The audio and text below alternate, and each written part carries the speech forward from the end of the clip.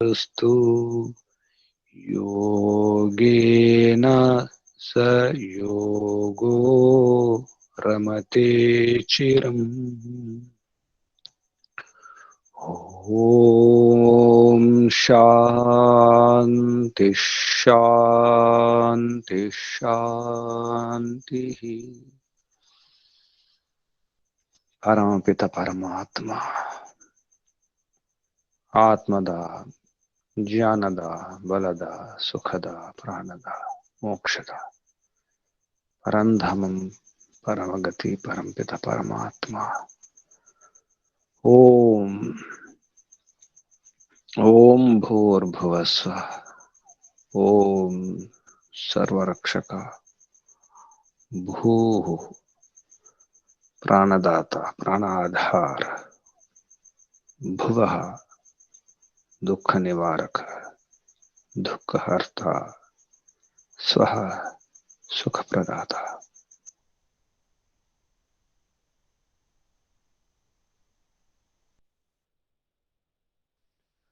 ఋషులకు మహర్షులకు యోగులకు మునులకు ఆచార్యులకు గురువులకు పెద్దలకు మాతాపితలకు శ్రేయోభిలాషులకు మిత్రులకు చరాచర జగత్తుకు వందనాలు. సర్వేభ్యో నమో నమః. ప్రణవ ప్రణామ. ఆత్మ బంధువులారా, శాశ్వత బంధువులారా,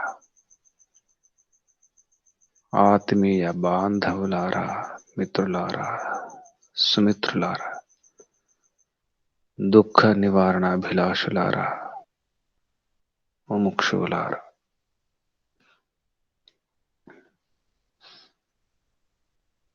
దుఃఖాలు కష్టాలు సమస్యలు లేకుండా ఏ ప్రాణి లేదు. అందుకే ప్రతి ప్రాణి సుఖాన్ని కోరుతుంది, దుఃఖ నివారణ కోరుతుంది. దుఃఖాలను కూడా దూరం అయిపోవాలి. ఏ మాత్రం దుఃఖం ఉండకుండా ఉండాలి. ఏ మాత్రం కష్టం, ఏ మాత్రం సమస్య ఏది ఉండకూడదు. అంతా సుఖంగా ఉండాలి. నిరంతర సుఖం ఉండాలి. నితాంత సుఖం, అత్యంత సుఖం కావాలి. ఆనందం, సంతృప్తి అన్ని ప్రాణులు కోరుతాయి. మనం కూడా అదే కోరుతున్నాం. సుఖం కావాలి, నిరంతర సుఖం, ఏ తెంపు లేని సుఖం. సుఖం కావాలి, అనంతకాలం వరకు ఉండాలి. ఆ సుఖం పూర్ణ సుఖం, పూర్ణ తృప్తి ఉండాలి, సంతృప్తి ఉండాలి. దాని కొరకే ప్రయత్నం చేస్తున్నాం. చిన్న చిన్న దుఃఖాలు, మహా దుఃఖాలు ఉన్నాయి. చిన్న చిన్న కారణాలు ఉన్నాయి, ప్రధాన కారణాలు ఉన్నాయి. ఆ కారణాల గురించి ప్రయత్నం చేస్తున్నాం తెలుసుకోవడానికి. ఈ ప్రపంచం, ఈ సృష్టి, దీనికి ఒక క్రమం ఉంది, దీనికి ఒక పద్ధతి ఉంది. ఇది సువ్యవస్థితం. పరమపిత పరమాత్మ యొక్క సృష్టి ఇది. ఆ పరమశిల్పి యొక్క శిల్పం ఈ జగత్తు. అత్యంత అద్భుతమైనటువంటిది, విచిత్రమైనటువంటిది, అందమైనది ఈ ప్రపంచం. ఇందులో ఎన్నో ఆకర్షణలు ఉంటాయి, ఎన్నో రంగురంగులు ఉంటాయి. అత్యంత అద్భుతమైనటువంటిది. అందులో ఇంకా అద్భుతమైనది ఈ శరీరం, మానవ దేహం. సృష్టి క్రమం గురించి తెలుసుకున్నాం. కపిల మహర్షి సాంఖ్య దర్శనం ద్వారా మనకు సృష్టి క్రమాన్ని చెప్పడం జరిగింది. సాంఖ్య దర్శనం ప్రథమ అధ్యాయం 26వ సూత్రంలో సత్వరజస్తమసాం సామ్యావస్థ ప్రకృతి మహాన్ మహతః అహంకారః అహంకారాత్ పంచతన్మాత్రాణి ఉభయమింద్రియం తన్మాత్రేభ్యః స్థూలభూతాని పురుష ఇతి పంచవింశతిర్గణః పంచవింశతిః గణః 25 గణాలు 25 ఈ పదార్థాల గురించి అర్థం చేసుకోవాలి. మూల ప్రకృతి, మహతత్వం, అహంకారం, తర్వాత పంచతన్మాత్రలు, 5 కర్మేంద్రియాలు, 5 జ్ఞానేంద్రియాలు, మనస్సు, తర్వాత పంచమహాభూతాలు 24, పురుష ఆత్మ 25. వీటి యొక్క క్రమం చెప్పడం జరిగింది. మనకు కనిపించే ఈ జగత్తు ప్రకృతి కాదు, ప్రకృతి యొక్క వికృతి, వికారం. కనిపించేది వికారం. ప్రకృతి మూలం ఉంటుంది, ప్రకృష్టకృతి, భగవంతుని యొక్క ప్రకృష్టకృతి. దానికి కారణం ఉంది. ఎలా అర్థం చేసుకోవాలి మరి? పంచమహాభూతాలు లేదా ఈ శరీరం చూసి అర్థం చేసుకోవాలి. దీనికి కారణం ఉంది. పంచమహాభూతాలకు కానీ పాంచభౌతికమైనటువంటి ఈ శరీరానికి కారణం ఉంది. దీనికి ఉపాదాన కారణం ఉంది. ఇల్లు నిర్మించాలంటే ఇటుకలు కావాలి, సిమెంట్ కావాలి, ఇసుక కావాలి, ఇంకా వస్తువులు కావాలి, రాళ్ళు కావాలి. ఈ గోడలకు కారణం ఇటుక, సిమెంటు, ఇసుక, రాళ్ళు. దాన్ని తయారు చేయడానికి ఉపాదాన కారణం అంటే ముడి కారణం, ముడి సరుకు. ఆ విధంగా ఈ శరీరానికి కూడా ముడి సరుకు అవసరం ఉంది. ఇందులో పృథివీతత్వం, జలతత్వం, అగ్నితత్వము, వాయుతత్వం, ఆకాశతత్వం, 5 తత్వాలతో ఈ శరీరం కనిపిస్తుంది మనకు. ఆ విధంగా ఈ ప్రపంచాన్ని అర్థం చేసుకుంటే కనిపించే ప్రపంచానికి కారణం ఉంది, ముడిసరుకు ఉంది. పంచమహాభూతాలకు కారణం తన్మాత్రలు. ఇది అనుమాన ప్రమాణం ద్వారా తెలుసుకుంటున్నాం. ప్రత్యక్షం కనిపించే ఈ వస్తువులను చూసి అనుమానం ద్వారా అర్థం చేసుకుంటున్నాం. పొగను చూసి, ఆ వెలుగు వేడిని చూసి అక్కడ అగ్ని ఉందని తెలుస్తుంది. మనము ముందు అనుభవం ఉంది, ప్రత్యక్ష అనుభవం. అగ్ని ఉన్నప్పుడు పొగను, వెలుగును, వేడిని చూసినాం. అగ్ని ఉందంటే పొగ, వెలుగు, వేడి ఉంటుంది అంటే అక్కడ అగ్ని ఉందని అర్థమవుతుంది. ఇది ప్రత్యక్షం, అనుభవం. తర్వాత కేవలం పొగను చూసినాం, అగ్ని ఉందని అర్థం చేసుకున్నాం. అలాగే దేనికైనా కారణం ఉంటుంది, మూల కారణం ఉంటుంది, దానికి ముడి సరుకు ఉంటుంది. పంచమహాభూతాలు కూడా ముడి సరుకు. ఆకాశానికి ముడి సరుకు మూలం లేదా ఆధారం, కారణం. ఆకాశానికి శబ్ద తన్మాత్ర, వాయువు స్పర్శ తన్మాత్ర, అగ్ని రూప తన్మాత్ర, నీటికి రస తన్మాత్ర, పృథివీ, ఈ పృథివీ తత్వానికి గంధ తన్మాత్ర. తర్వాత తన్మాత్రలు కూడా కారణం ఉంది, దానికి ముడి సరుకు ఉంది. దానికి ముడి సరుకు అహంకారం. ఇంద్రియాలు ఉన్నాయి, కర్మేంద్రియాలు, జ్ఞానేంద్రియం, మనసు. దీనికి కూడా ముడి సరుకు, దాని ఉపాదాన కారణం అంటారు.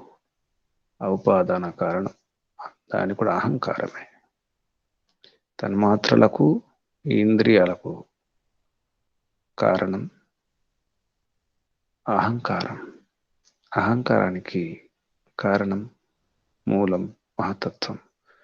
దానికి మూలం సత్వరహితమ కణాలు, గుణాలు. సామ్య వస్తున్నటువంటి ఆ మూల కణాలు లేదా సత్వరహితమ గుణాలు భగవంతుని యొక్క ఈ క్షణంతో అందులో అలజడి, అలికిడి మొదలవుతుంది. క్షోభ, సంక్షోభం, కదలిక మొదలవుతుంది.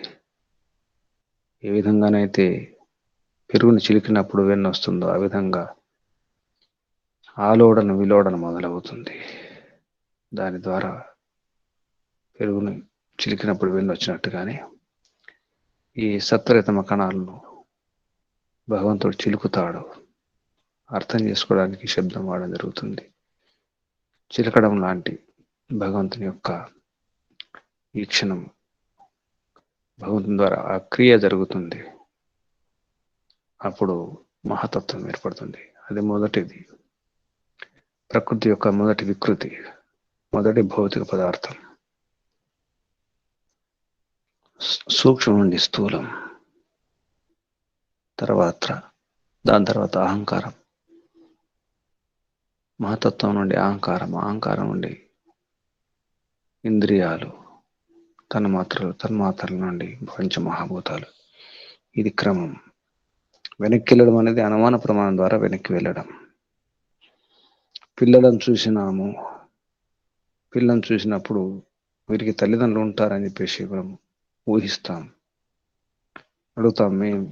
మీ అమ్మ ఎక్కడ, మీ నాన్న ఎక్కడ, అమ్మ పేరేంటి, నాన్న పేరేంటి అని అడుగుతాం. పిల్లలు ఉన్నారంటే ఇక అమ్మ నాన్నలు ఉంటారు. అమ్మ నాన్నలు లేకుండా పిల్లలు పుట్టరు. ఇది మనకు ప్రత్యక్షం.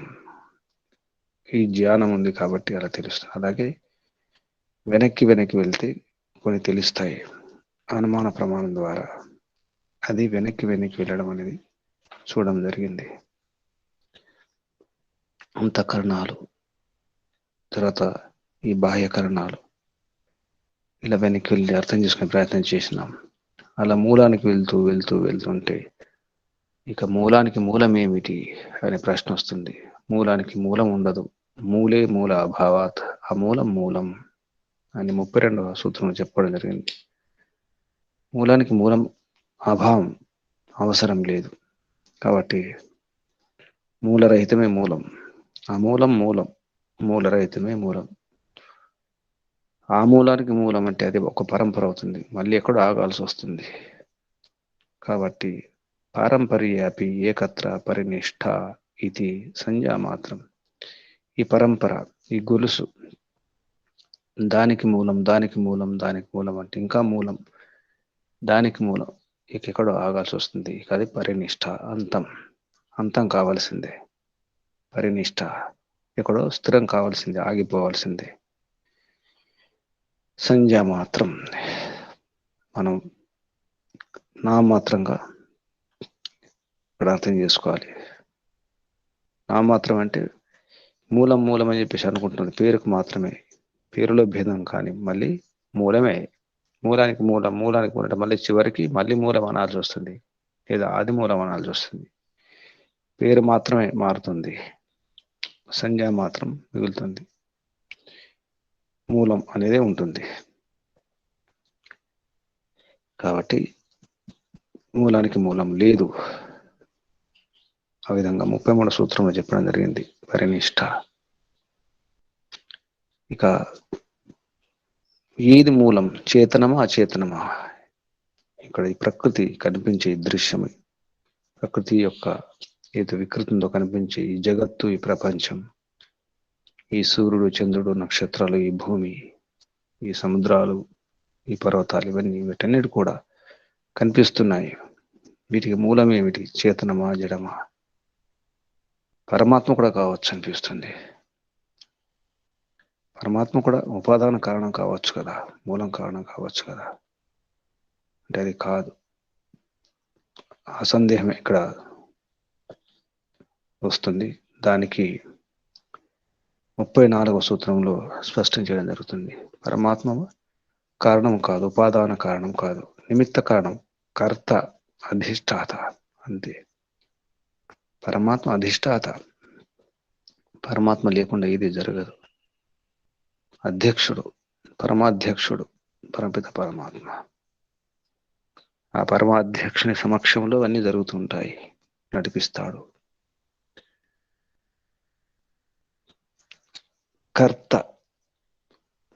కర్తను నిమిత్త కారణం అంటారు.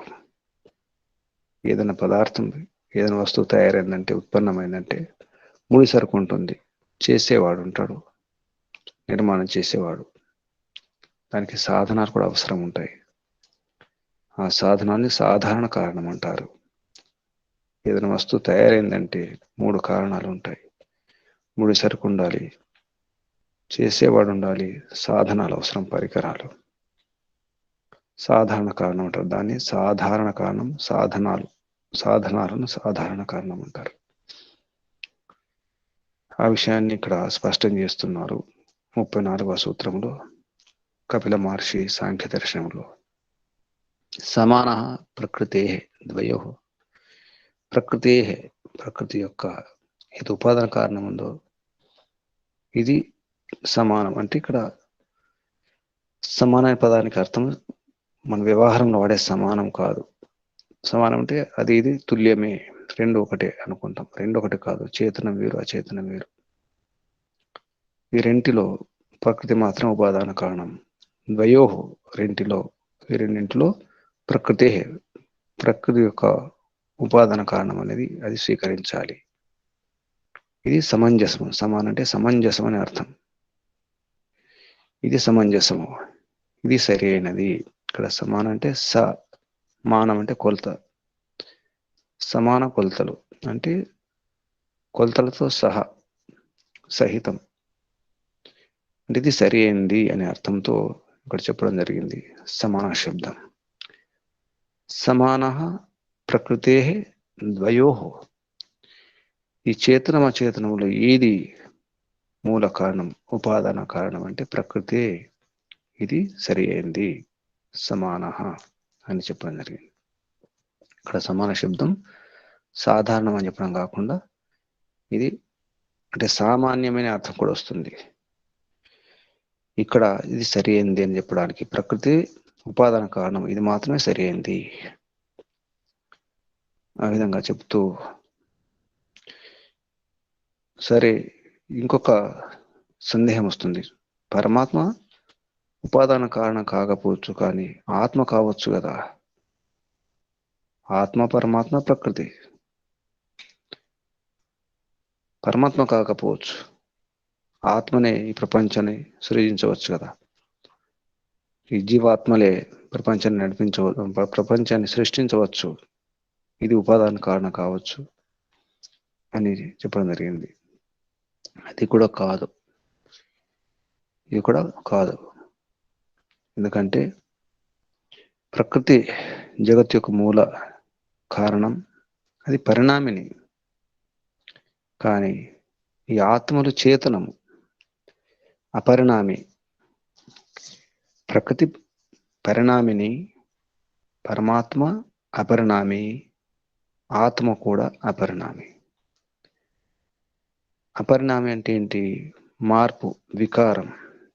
ఎందులో వికారం జరుగుతుంది? ఏదైనా నిర్మాణం జరిగినప్పుడు, సంఘాతమైనప్పుడు, ఏదైనా కలిసి ఏదైనా రూపం వచ్చినప్పుడు, కొన్ని కలిసి ఆకారం ఏర్పడ్డప్పుడు అది విడిపోయే అవకాశం ఉంది. సంయోగమైనప్పుడు వియోగం అవుతుంది.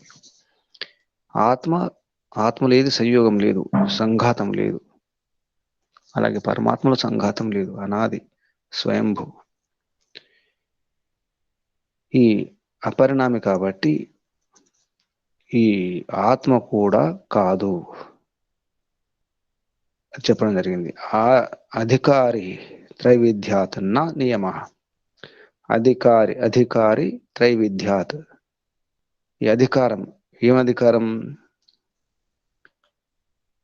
ఈ జగత్తుకు ఉపాదాన కారణం అనేది ఎవరు? అధికారులు.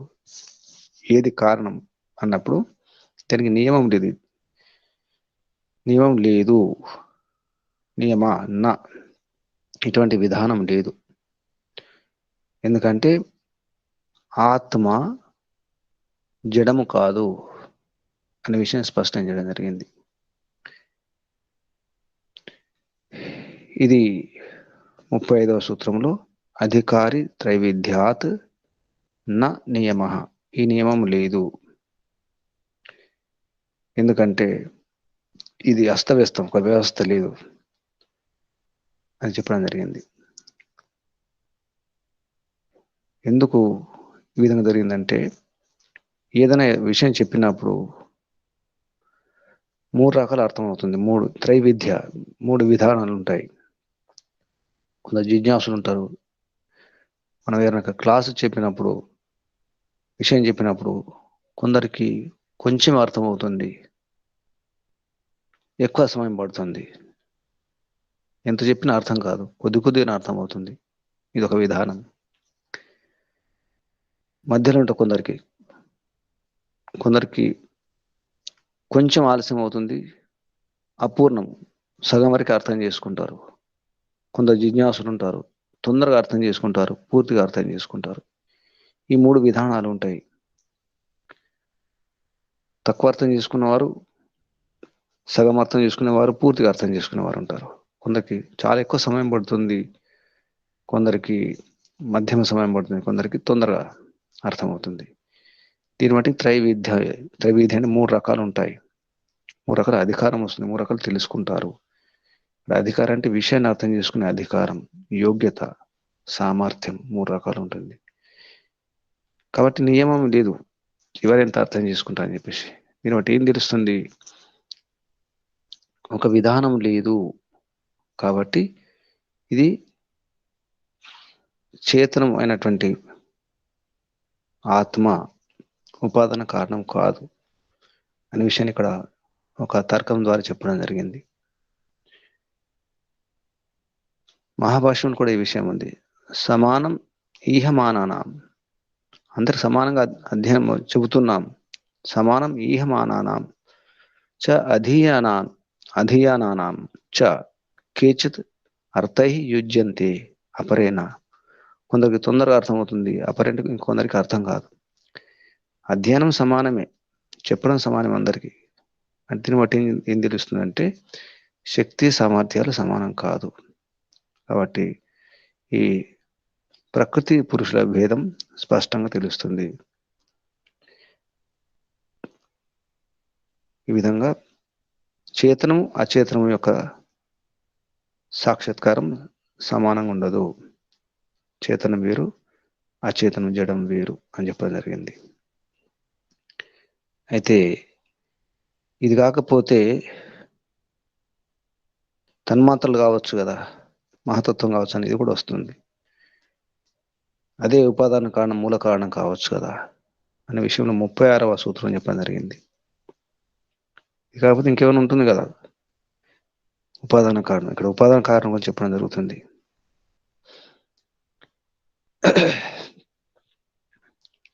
ఏమంటున్నారంటే మహదాఖ్యం ఆద్యం కార్యం తన్మన. ఈ మహతత్వం, మహత్ అనేది ఏతుందో, ఆఖ్యం అంటే పేరు గల దానికి ఇది ఆద్యం కావచ్చు అన్నప్పుడు అది కూడా కాదు. ఎందుకంటే ఆద్యం కార్యం, అది మొదటి కార్యం, ప్రకృతి యొక్క మూల ప్రకృతి యొక్క మొదటి కార్యం అది, ఆద్యం కార్యం. తన మనః, అది తత్ మనః. ఇక్కడ మన అంటే మననశీలం, నిశ్చయం అని అర్థం వస్తుంది. మన అంటే మనస్సు కాకుండా మన అవబోధనే ధాతువుతో, ధాతుపాఠంలో మన అవబోధనే, అర్థం చేసుకునేది అంటే నిశ్చయం చేసేది. దానికి నిశ్చయం చేసే గుణం ఉంటుంది, అంతేగాని ఉపాదాన కారణం కాదు. మహదాఖ్యం, మహతత్వం అనే పేరు గలటువంటి, ఆఖ్యం అంటే పేరు గలటువంటిది ఆద్యం కార్యం, మొదటి కార్యం, మూల ప్రకృతి యొక్క మొదటి కార్యం, మొదటి వికారం.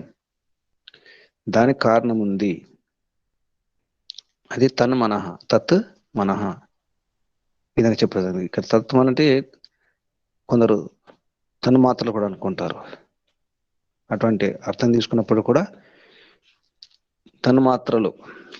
తన్మాత్రలకు తర్వాత వస్తుంది, అహంకారం తర్వాత తన్మాత్రలు వస్తాయి. అది కాదు అని చెప్పడం జరిగింది.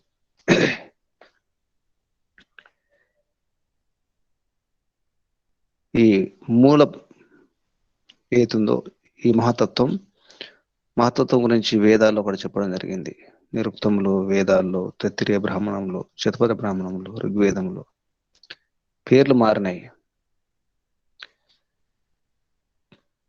ఆపస్ అనే ఒక పేరుతో, భగవద్గీతలో మనస్ అనే పేరుతో, తర్వాత యజుర్వేదంలో మహర్షి దయానంద వారు దీనికి విద్యుత్ అని పేరు పెట్టడం జరిగింది.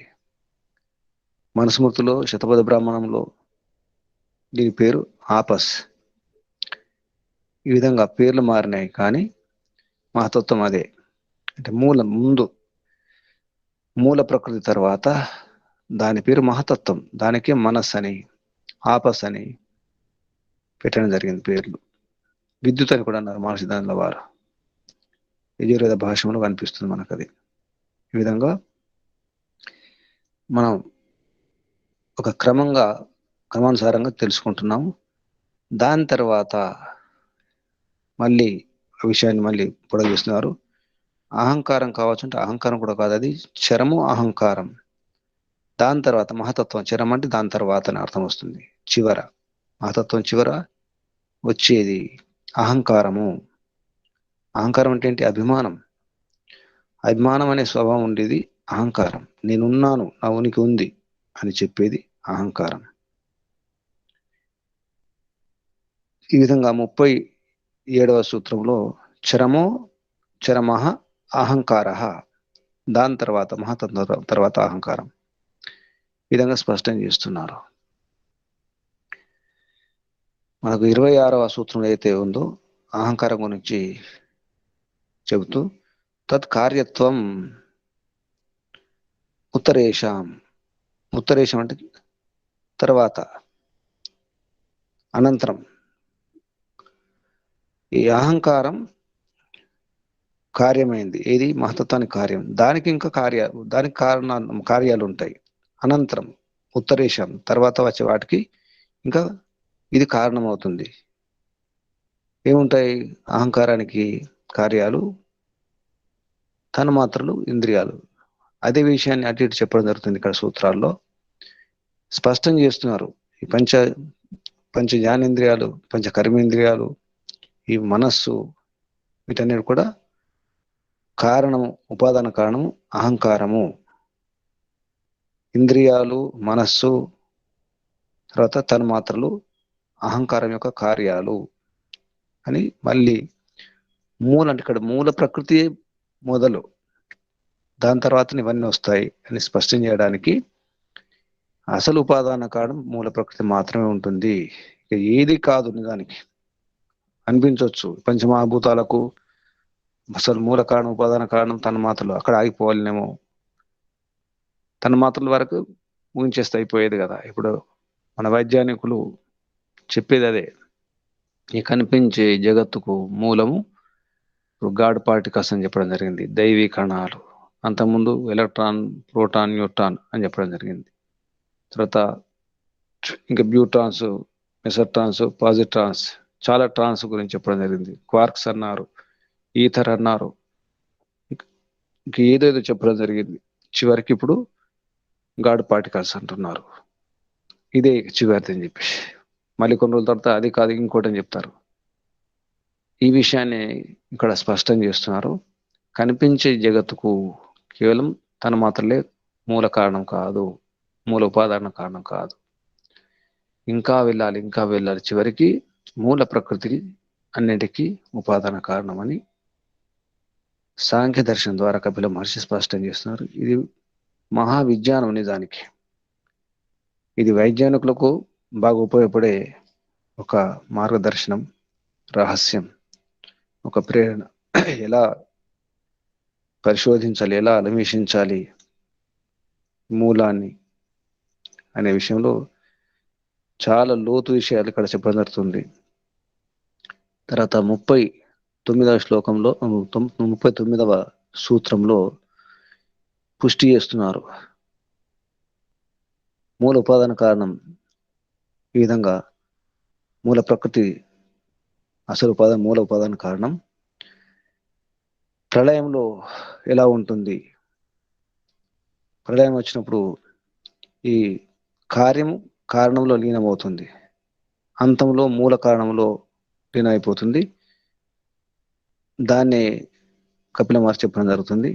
ఆద్య హేతుత తద్వారా పారంపర్యే అపి అణువులాగా. ఆద్య హేతుత, ప్రకృతి యొక్క ఆద్య హేతు, దాని ద్వారా ఇది ప్రూవ్ అవుతుంది, సిద్ధమవుతుంది, రుజువు అవుతుంది. ఇది ఆద్యం, మొదటి కారణం, మూల కారణం. తద్వారా, దాని ద్వారా, అంటే కార్యాల ద్వారా, మూల ప్రకృతి, మహతత్వము, అహంకారము, ఇంద్రియాలు, ఈ తన్మాత్రలు, పంచమహాభూతాలు, ఇదొక పరంపర. ఇదేమవుతుంది? కార్యం ద్వారా అంటే మళ్ళీ వెనక్కి లయం జరిగినప్పుడు పరంపర ఉండడం వల్ల అణులాగా అయిపోతుంది. అంటే అంటే సూక్ష్మం. వెనక్కి వెళ్తే సూక్ష్మం అయిపోతుంది, ముందుకు వస్తే స్థూలం అవుతుంది. ఈ విధంగా ఇది అర్థం చేసుకోవాలి. మూల కారణం సిద్ధమైంది, ఆది హేతుత, ఆది కారణం కాబట్టి మూల కారణం, ఉపాదాన కారణం మూల ప్రకృతియే.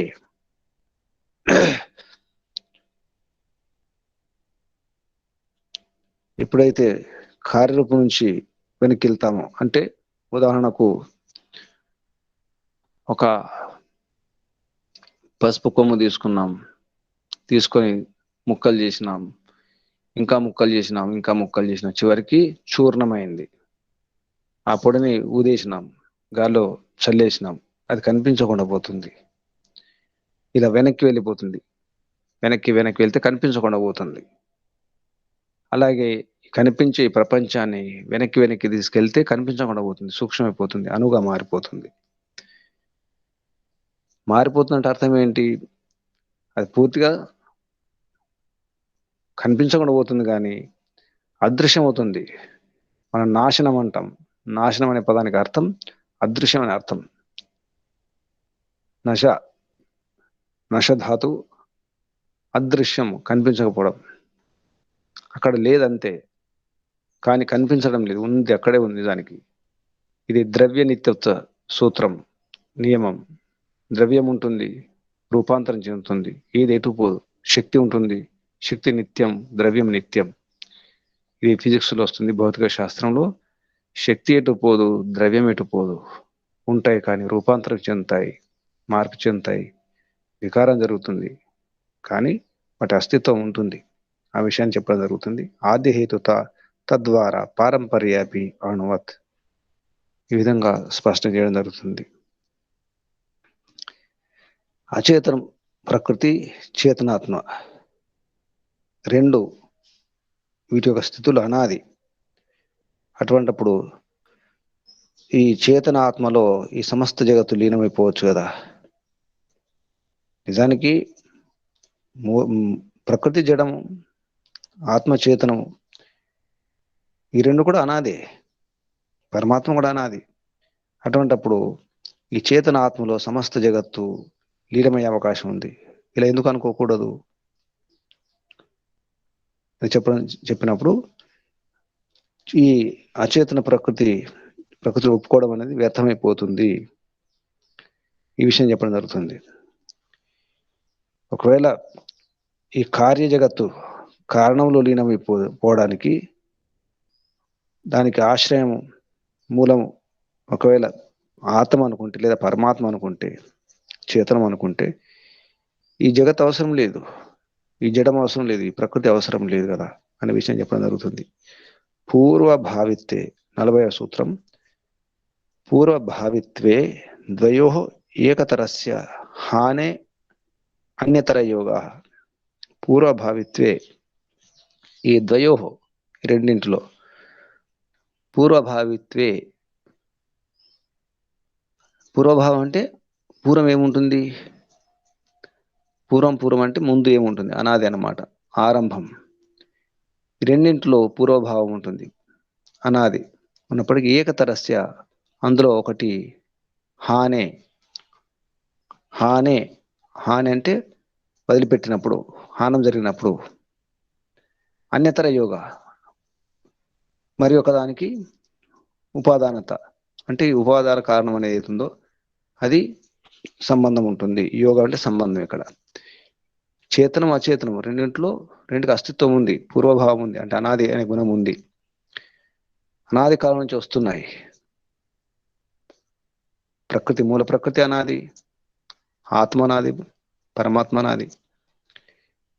ఇదంతా జరుగుతూనే ఉంది. అటువంటప్పుడు ఈ రెండింటిలో ఒకదానికి ఒకటి ఉపాదాన కారణం కాదు అని చెప్పడానికి వదిలిపెట్టాల్సి వస్తుంది. దీనివల్ల ఏం జరుగుతుంది? అపరిణామైనటువంటి జగత్తు ఉపాదానం అవుతుంది, అది వ్యర్థమైపోతుంది. ఒకవేళ చేతనం అయినటువంటి ఆత్మలో గాని పరమాత్మలో గాని ఇదంతా కలిసిపోతుంది, అన్ని కూడా పరమాత్మలో కలిసిపోతాయి అన్ని కూడా ఒకటి ఉంది. మొత్తం కనిపించే ఈ జగత్తు కూడా, ఈ ఆత్మలన్నీ కూడా పరమాత్మలో కలిసిపోతాయి, లేదా ఆత్మలలో ఇదంతా ఉండిపోతుంది, చివరికి ఆత్మనే మిగులుతుంది అనేది తప్పవుతుంది. ఎందుకంటే ఈ మూల ప్రకృతి కూడా అనాదే, అది వ్యర్థమైపోతుంది, ఉపయోగం లేకుండా అయిపోతుంది. కాబట్టి అచేతనం అనేది ఉపాదాన కారణము, చేతనము నిమిత్త కారణం అవుతుంది. కొన్నింటికి జీవాత్మలు కూడా నిమిత్త కారణం. ఎందుకంటే ఆత్మలు, ఈ జీవాత్మలు దేహంలో ఉన్నప్పుడు కొన్ని పనులు చేస్తాయి, కొన్ని ఆకారాలు, కొన్ని నిర్మాణం చేస్తాయి, ఉత్పత్తి చేస్తాయి. ఉత్పత్తి చేసినప్పుడు కర్త అంటాము, లేదా నిమిత్త కారణం అంటాం. ఆ విధంగా అచేతనం అనేది ప్రకృతి అవుతుందో మూల ప్రకృతి, అది ఉపాదాన కారణం అని ఇలా అర్థం చేసుకోవాలి, ఇలా రుజువు చేసుకోవాలి. ఈ విధంగా ఉపాదాన కారణము మూల ప్రకృతి అని చెప్పడానికి ఇదంతా చర్చ చేయడం జరిగింది. కాబట్టి మూల ప్రకృతి ఉపాదాన కారణం, ఆత్మ పరమాత్మలు కర్తలు, పరమాత్మ పరమకర్త, సృష్టికర్త. ఈ ఆత్మలు ఆ సృష్టిలో ఉన్నటువంటి వస్తువులు తీసుకొని కొన్ని ఉత్పన్నం చేస్తాయి, కొన్ని వస్తువులు తయారు చేసుకుంటాయి, ఉపయోగించుకుంటాయి. కానీ మూల ఉపాదాన కారణం ప్రకృతే, మూల ప్రకృతియే.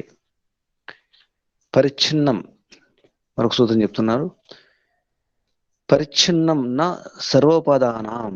సర్వోపదానం పరిచ్ఛిన్నం అవుతుందో అన్నిటికీ ఉపాదానం కాదు. పరిచ్ఛిన్న సంఘాతం, కలవడం అనేది, అంటే ఈ నశ్వరమైనటువంటి వినాశశీలమైనటువంటి అవయవాలు ఉన్నటువంటి సంఘాతం అటువంటి అనిత్య తత్వం అవుతుందో సమస్త జగత్తు ఉపాదాన కారణం కాకపోవచ్చు అనేది కూడా ఒకటి ఉంది. అది కూడా కాదు అంటారు. అలా అనుకోవడం కూడా తప్పే, అలా అనడానికి వీల్లేదు అని స్పష్టం చేస్తున్నారు. మూల ప్రకృతియే ఉంటుంది. పరిచ్ఛిన్నం, చిన్నం అంటే చిన్న భిన్నం కావడం అయితే ఉంటుందో అది, అంటే ఏకదేశిని అర్థం వస్తుంది. చిన్న భిన్నమైందంటే అది సంఘాతం ఉంది, కొన్ని కలిస్తే ఏర్పడేటువంటి పదార్థం ఉంటుంది, అది చిన్న భిన్నం అవుతుంది, అంటే ఏకదేశి. మన పరిచ్ఛిన్న శబ్దం సత్యార్ ప్రకాశం కూడా చూస్తుంటాం. విభువ లేదా పరిచ్ఛిన్నమా, పరంపిత పరమాత్మ విభు, ఈ బ్రహ్మాండంలో ఆత్మలు పరిచ్ఛిన్నం అంటే ఏకదేశి, ఒక సమయంలో ఒక చోట మాత్రం ఉండగలుగుతాయి అనే అర్థంలో పరిచ్ఛిన్నం అని వాడతారు. ఆ విధంగా చెప్పడం జరుగుతుంది. చివరికి తదుత్పత్తి శృతేశ్చ, ఈ విషయాన్ని శృతిలో కూడా, వేదాలు కూడా చెప్పడం జరిగింది ఈ ప్రకృతి గురించి. మూల ప్రకృతి జగత్ ఉత్పత్తికి అసలు మూల ఉపాదాన కారణము వేద ప్రమాణాలు కూడా చెబుతున్నాయని చెప్పేసి 42వ సూత్రం ద్వారా కపిల మహర్షి స్పష్టం చేస్తున్నారు. వేదంలో కూడా ఈ విషయం ఉంది. తదుత్పత్తి శృతే చ, శృతిలో ఉంది, శృతులు కూడా చెప్తున్నాయి. వేద ప్రమాణం ఉండడం వల్ల కూడా ఈ మూల ప్రకృతి జగదుత్పత్తికి కారణము, మూల కారణము అంటే ఉపాదాన కారణము. తదుత్పత్తి, ఏది ఉత్పత్తి? సత్వరతమ కణాల నుంచి జగత్తు ఏర్పడ్డది అనేది ఈ ఏది విషయం ఉందో, ఉత్పత్తి ఉందో, అది వేదం ద్వారా కూడా స్పష్టంగా తెలుస్తుంది అని చెప్పేసి చెప్పడం జరిగింది. మన కొన్ని మంత్రులకు కూడా తెలుసు. ద్వా సుపర్ణ సయూజ సఖాయ సమాన వృక్షం పరిషస్వ జాతే అనే మంత్రంలో ఒక చెట్టు ఉంటుంది, చెట్టు పైన 2 పక్షులు ఉంటాయి, ఒక పక్షి ఒక ఫలాన్ని తింటుంది, మరొకటి చూస్తూ ఉంటుంది. అంటే ఏమిటి? అక్కడ 2 పక్షులు ఉన్నాయి, ఆత్మ పరమాత్మలు, వృక్షం ఉంది, అది ప్రకృతి. ఈ విధంగా ప్రకృతి గురించి అంటే 3 త్రైతవాదం గురించి స్పష్టంగా మనకు కొన్ని మంత్రాలు లభిస్తాయి.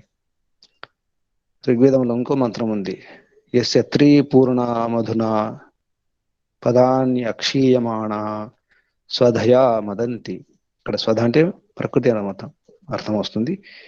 యస్య త్రీ పూర్ణ మధున, ఇక్కడ కూడా 3 చెప్పడం జరిగింది.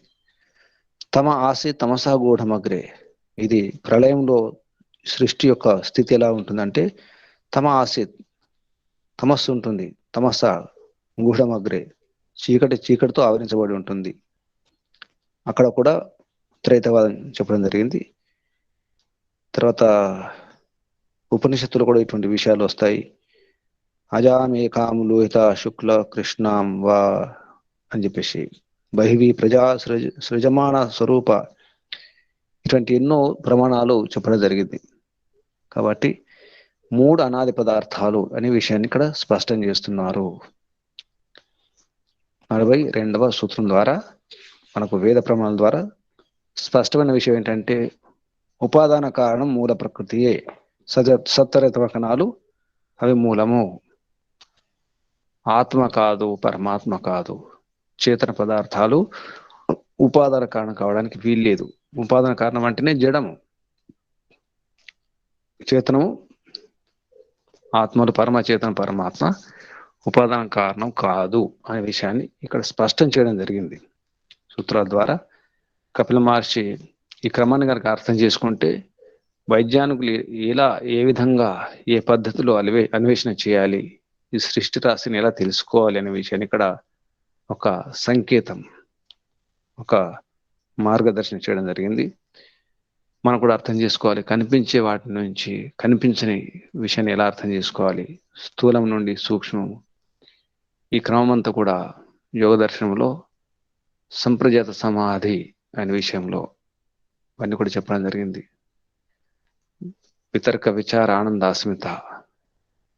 అస్మిత అన్న ప్రకడ జీవాత్మను కూడా అన్వేషణ చేయవచ్చు. ఆనందం అంటే ఇంద్రియాల గురించి అన్వేషణ. అక్కడ స్థూల భూతాలు, పంచమహాభూతాలు, తన్మాత్రలు, అహంకారం, అక్కడ కూడా ఇవన్నీ తెలుసుకుంటూ ఉంటాం. సంప్రజాత సమాధిలో 4 రకాల సంప్రజాత సమాధి. ఈ విధంగా ఆ విషయాన్ని ఇక్కడ స్పష్టం చేయడం జరిగింది కపిల మహర్షి. ఈ విధంగా మనకు భ్రమలను, భ్రాంతులను దూరం చేస్తున్నారు. చర్చ ఇది, ప్రసంగం. దీనివల్ల మనకెన్నో చిన్న చిన్న భ్రమలు, భ్రాంతులు ఉంటాయి, లోతైనటువంటి భ్రమలు ఉంటాయి. నిజమే అనిపిస్తుంది, వాస్తవం అనిపిస్తుంది, కావచ్చు కదా అనిపిస్తుంది, కానీ కాదు. పరమాత్మ నుంచి నిజానికి ఏది పుట్టదు. పరమాత్మ చేస్తాడు, కర్త మాత్రమే, అధ్యక్షుడు మాత్రమే, నిమిత్త కారణం మాత్రమే. అటువంటి పరిమిత పరమాత్మ ఉపాదాన కారణం కావడానికి వీల్లేదు. ఆత్మలు కూడా ఉపాదాన కారణం కావడానికి వీల్లేదు. ఎందుకంటే అవి జడాలు కావు, చేతన పదార్థాలు, ఆత్మ పరమాత్మలు. త్రైతవాదం అనేది ఇక్కడ రుజువు అయింది. వేద ప్రమాణాలు కూడా చెబుతున్నాయి. ఆత్మ, పరమాత్మ, ప్రకృతి, ఈ 3 అనాది పదార్థాలు. ఈ విషయాన్ని అర్థం చేసుకోవాలి.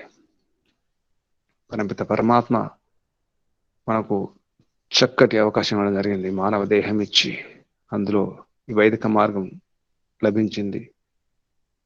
ఇదంతా కూడా మన పుణ్యఫలం, మన పురుషార్థం. నిజానికి ఇలాగే పరమిత పరమాత్మ యొక్క సహాయం, సహకారంతో, అనుగ్రహంతో ముందుకెళ్తూ, ప్రయత్నం చేస్తూ, పురుషార్థం చేస్తూ ఈ క్షణమే, ఈ దినమే మోక్షం పొందే ప్రయత్నం చేయాలి. అర్థమైతే చాలు. అర్థం కావడానికి రోజులు అవసరం లేదు, జన్మలు అవసరం లేదు. అర్థం చేసుకునే వారికి ఒకటి చూపిస్తే వెంటనే అర్థమైపోవాలి, ఒక ఉదాహరణతో అర్థమైపోవాలి. ఎప్పుడు అర్థమవుతుంది మనకు? అటువంటి తీవ్ర సంవేగం ఉండాలి. తీవ్ర సంవేగానమాసన్న. సమాధి లాభం, సమాధి ఫలం లభించాలంటే తీవ్ర సంవేగానం ఉండాలి. తీవ్ర సంవేగం తెలుసుకోవాలంటే తపన ఉండాలి, తీవ్ర తపన ఉండాలి. తర్వాత ఈశ్వర ప్రణిధానం అవసరం ఉంటుంది. ఈశ్వర ప్రణిధాన ద్వారా భగవంతుని అనుగ్రహం, అనన్య భక్తి, విశేష భక్తి ఉండాలి. భక్తి విశేషాత్ ఆవర్తిత ఈశ్వర తమ అనుగ్రహణాది అభిధ్యాన మాత్రేన. ఆ విధంగా వ్యాస మహర్షి కూడా మనకు మార్గదర్శనం చేయడం జరిగింది యోగ దర్శనం ద్వారా. ఇప్పుడు కపిల మహర్షి మన సందేహాలను దూరం చేస్తున్నారు. చిన్న చిన్న సందేహాలు అనిపిస్తాయి, ఇంత చిన్న చిన్న విషయాలు అనిపిస్తాయి, కానీ చాలా లోతు విషయాలు ఇవి. చాలా భ్రమ గురి చేస్తాయి. కొంచెం అటు ఇటు అర్థం చేసుకుంటే, ఒక శబ్దాన్ని తప్పుడు అర్థం చేసుకుంటే ఎక్కడో వెళ్ళిపోతాం. అలా కాకుండా జాగ్రత్త ఉండండి. ఈ మార్గం చాలా జాగ్రత్త వెళ్ళాలి. క్షురస్య ధార నిష్ఠా దురత్య, చాలా పదునైన కత్తుల మీద సాము లాంటిది ఇది. జాగ్రత్తగా అడుగులు వేయాలి, జాగ్రత్త నిర్ణయం చేసుకోవాలి. తెలిసింది అని ఎప్పుడు అనాలి? అటువంటి సాధన చేసినప్పుడు ఆచరిస్తూ అనుభవం ద్వారా చెప్పాలి. కేవలం పుస్తకాలు చదివి విని లేదా ప్రచారం చేసి ప్రసంగాలు విని సరిపోదు. పుస్తకాలు రాయొచ్చు, విద్వాంసులు కావచ్చు, అయినా అర్థం కాదు. మనం ఏం చేస్తున్నాం, ఎటువంటి ఆలోచనలు వస్తున్నాయి, బాగా అర్థం కావాలి. మనకు తెలియకుండానే ఎక్కడెక్కడో ఆలోచిస్తాం, ఏదేదో నిర్ణయం చేస్తాం, ఏమో మాట్లాడతాం, ఏదో తింటాం, ఎలాగో ఉంటాం, ఏదో చేస్తాం. అదంతా సరిపోదు. ప్రతి క్షణం కూడా చాలా జాగ్రత్తగా పరమిత పరమాత్మను సాక్షిగా పెట్టుకొని, ఆ ముందరి పరమిత పరమాత్మ చూస్తున్నాడు, గమనిస్తున్నాడు, కర్మఫలాన్ని లెక్కిస్తున్నాడు, కర్మఫలానికి ఫలితం ఇస్తాడు కర్మఫలదాత. అక్కడ క్షమాపణ లేదు, తప్పదు, శిక్ష తప్పదు. అవశ్యమేవ భోక్తవ్యం కృతం కర్మ శుభాశుభం. శుభము కానీ అశుభం కానీ, పుణ్యం కానీ పాపం కానీ అనుభవించాల్సిందే. అందుకే ఈ ప్రపంచం అంతా భోగ అపవర్గ అర్థం దృశ్యం. ఈ శరీరం కూడా అంతే. భోగం కొరకు అపవర్గం కొరకు లభించిన శరీరాన్ని సదుపాయం చేసుకొని, సద్వినియోగం చేసుకొని మోక్షం పొందాలని ఆశిస్తూ అందరికీ ధన్యవాదాలు. పరమపిత పరమాత్మకు, ఋషులకు, మహర్షులకు, కపిల మహర్షికి ధన్యవాదాలు అర్పిస్తూ, గురువులకు అందరికీ కూడా ధన్యవాదాలు. ఓం శం. ఓం శాంతి శాంతి శాంతి. శాంతి పాఠం. ఓం. ఓం శాంతిరంతరిక్షం శాంతిః, పృథివీ శాంతిరాప శాంతిరోషధయః శాంతిః, వనస్పతయః శాంతిర్విశ్వే దేవాః శాంతిః, బ్రహ్మ శాంతిః, సర్వం శాంతిః శాంతిరేవ శాంతిః, సామా శాంతిరేవ. ఓం శాంతి శాంతి శాంతిః. సర్వేభ్యో నమో నమః. నమస్తే గురూజీ, ధన్యవాదాలు. ప్రణామ ప్రణామ. ఓ ఓ